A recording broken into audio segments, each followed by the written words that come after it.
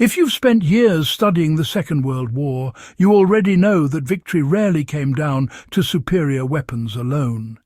It came down to survival. The men who endured the longest, gathered the best intelligence, and returned home alive were often the ones who mastered techniques that never made it into training manuals or propaganda reels. Some of these methods were so effective that soldiers were explicitly told not to discuss them, even among allies, because once the enemy learned them, they stopped working. Today we're going to talk about 5 of those survival tricks, not myths, not campfire stories, but field-proven practices quietly passed from veteran to recruit. Stay with me, because this isn't surface-level history. This is the kind of knowledge that shaped outcomes and still has practical value if you understand why it worked. The first secret was how soldiers learned to disappear in plain sight by breaking human pattern recognition.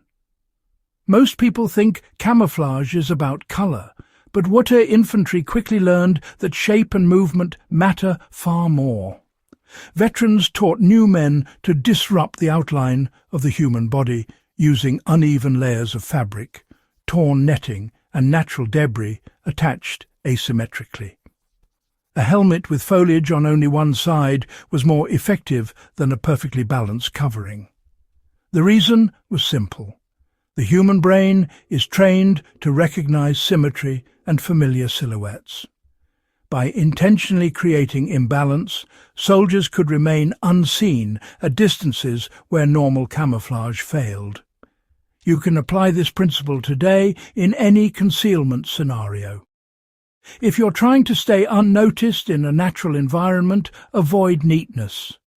Break straight lines, avoid repetitive motion, and never move in a rhythm. WWII patrol manuals warned that even well-camouflaged soldiers gave themselves away by walking in predictable intervals. Veterans trained themselves to pause irregularly, sometimes stopping mid-step, because nothing attracts attention faster than a human walking like a human.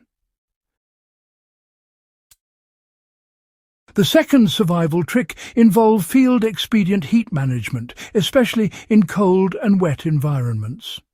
Soldiers on the Eastern Front and in Northern Europe learned quickly that staying dry mattered more than staying warm. One widely suppressed technique involved controlled venting of body heat during movement. Instead of bundling up fully, experienced soldiers intentionally expose small areas like the neck or wrists while marching to prevent sweating. Sweat was the real killer. Once a soldier stopped moving, that moisture froze, leading to hypothermia. Men were taught to arrive slightly cold, not warm. In practical terms, this meant adjusting layers constantly, even in freezing conditions. Today, this principle is foundational in modern survival training, but during WWII it was counterintuitive and poorly understood. Soldiers who ignored it suffered trench foot, frostbite and exhaustion. The lesson still applies. Whether hiking, hunting or working outdoors, managing moisture is more important than chasing comfort. The third secret centered on silent communication under fire. Radio silence was often mandatory and, shouting could get an entire unit killed. Soldiers developed a refined system of touch signals and environmental cues. A squeeze on the shoulder meant halt. A slow tap meant enemy nearby. A firm push meant move now. These weren't standardized across all armies, which, honestly, made them harder for enemies to interpret.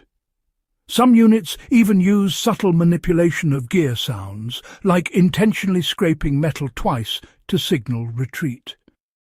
The key was consistency within the group and invisibility to outsiders. For modern application, this reinforces the importance of non-verbal communication in high-risk environments. Whether in emergency response or wilderness navigation, Having pre-agreed silent signals can prevent panic and save time when noise is dangerous or impossible. The fourth survival trick was psychological rather than physical, and it was arguably the most powerful. Veteran soldiers learned how to weaponize predictability against the enemy while remaining unpredictable themselves. Patrols deliberately repeated harmless routines at the same time each day, such as walking a road or lighting a cigarette at dusk. Once the enemy grew accustomed to the pattern, the routine stopped, and the ambush came from a completely different direction, at an unexpected hour. Soldiers were instructed never to vary minor habits casually. Every action was either deliberately consistent or deliberately chaotic.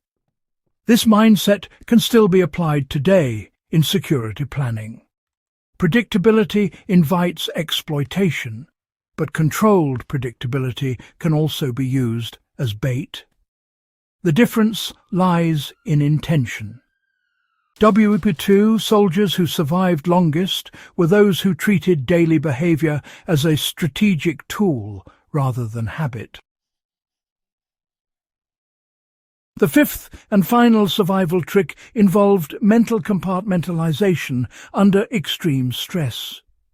Soldiers were taught, often informally by older men, to narrow their focus to immediate, solvable tasks.